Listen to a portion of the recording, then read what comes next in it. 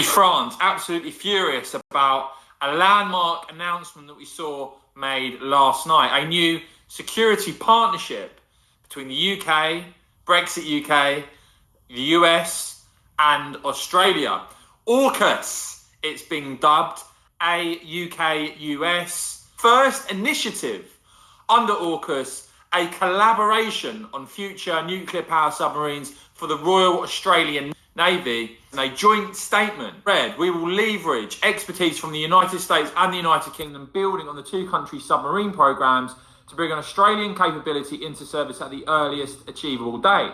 As Nigel Farage notes on this, the new security pact with the US and Australia would never have happened without Brexit. We are now reuniting with our real friends in the world. Now, before I bring you the reaction to this from the French, here's what Boris Johnson had to say.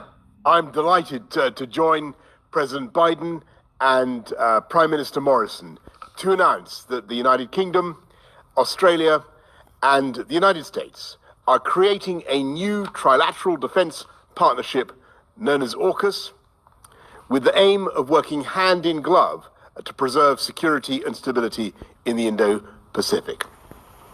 We're opening a new chapter in our friendship, and the first task of this partnership will be to help Australia acquire a fleet of nuclear-powered submarines, emphasizing, of course, that the submarines in question will be powered by nuclear reactors, not armed with nuclear weapons. And our work will be fully in line with our non-proliferation obligations. This will be one of the most complex and technically demanding projects in the world, lasting for decades and requiring the most advanced technology. It will draw on the expertise that the UK has acquired over generations, dating back to the launch of the Royal Navy's first nuclear submarine over 60 years ago. And together with the other opportunities from AUKUS, creating hundreds of highly skilled jobs across the United Kingdom, including in Scotland, the north of England, and the Midlands, taking forward this government's driving purpose of levelling up across the whole country. We will have a new opportunity to reinforce Britain's place at the leading edge of science and technology, strengthening our national expertise, and perhaps most significantly, the UK, Australia, and the US will be joined even more closely together. Unfortunately, we also had US President Joe Biden appearing to forget Aussie PM Scott Morrison's name. Over to you, Mr. President. Thank you, Boris. And I want to thank that fellow down under. Thank you very much, pal. Appreciate it, Mr. Prime Minister. I'm honored today to be joined by two of America's closest allies, Australia and the United Kingdom. Been a furious reaction to this from the French, with Australia ripping up a £47 billion deal, a fleet of 12 diesel-powered submarines with a French company, with the French Foreign Affairs Minister saying we had established a trusting relationship with Australia and this trust was betrayed. The French government clearly not very happy at all. Stuart Lowe reporting, Australia's move to ditch France and team up with the US and UK for nuclear-powered submarines cannot come at a more embarrassing timing for the EU.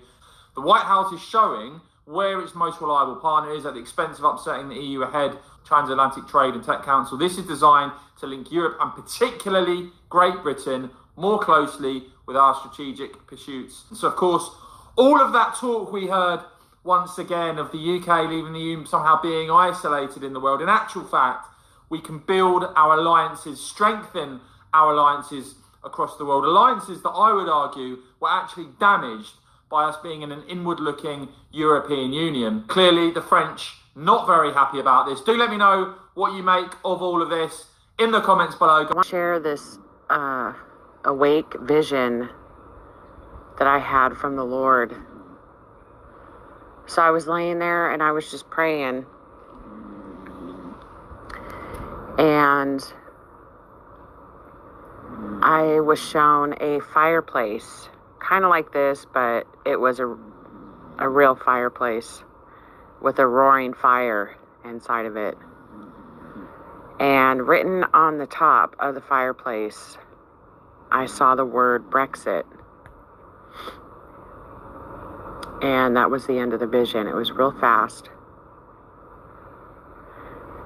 And I believe that the Lord is saying that something not good politically is going to come of this Brexit. This way, that I was with a girl named Jennifer Jordan, and I was looking like in this dark shed, or kind of like a barn, I guess, or some kind of shed. It wasn't that big, but there were bars in front of it. This man was inside this shed, and he was locked behind these bars. There was two men, actually. And they were walking back and forth, and they'd come out of the shed, and it looks like they were in a zoo type setting. And they were locked behind bars. And this man was speaking,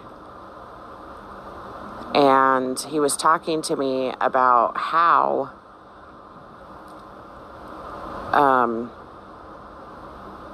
the owner, which I believe was Jennifer Jordan, she owned this. And in real life, she owned horses.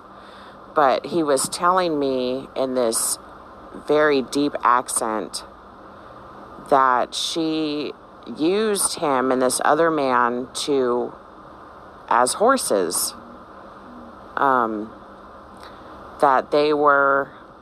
she would ride them around like horses, and she kept them locked up in this barn shed thing behind bars, and part of it was a zoo.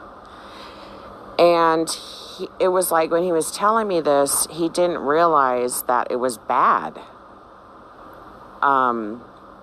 Because he had been there for so long that it was just normal to him. He didn't realize. I was thinking in the dream, doesn't he realize that this is bad? But he was in distress. Like, he hated it. But it was like he just felt like that's the way things are supposed to be. And someone was standing next to me, and they said, "What accent is that? What country is he from?" And I said, "That is a French accent. This man is from France." And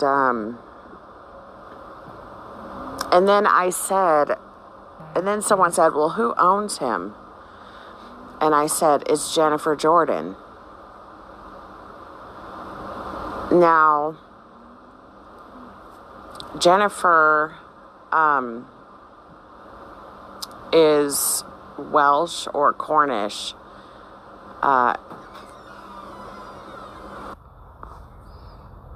Okay, I was interrupted, but I'm back. But so Jennifer is the same as Guinevere, and it means pure, but I don't think we're using the meanings of the names here. I think that we are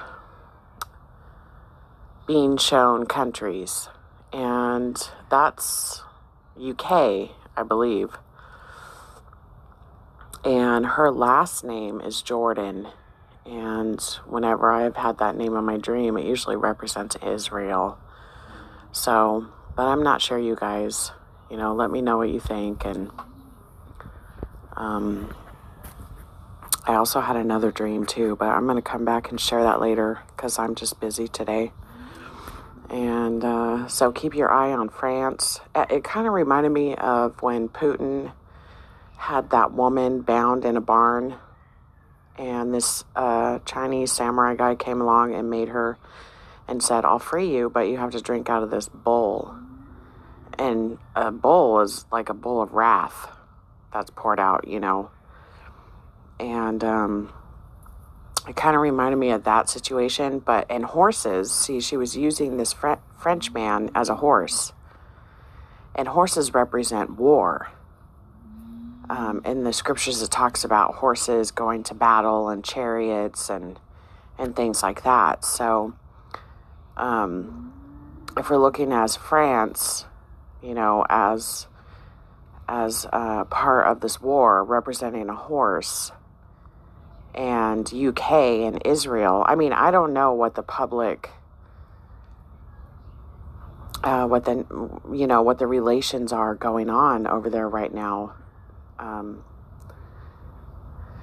But this is what I believe that my dream was talking about. If you guys have any comments or suggestions, feel free, interpretations or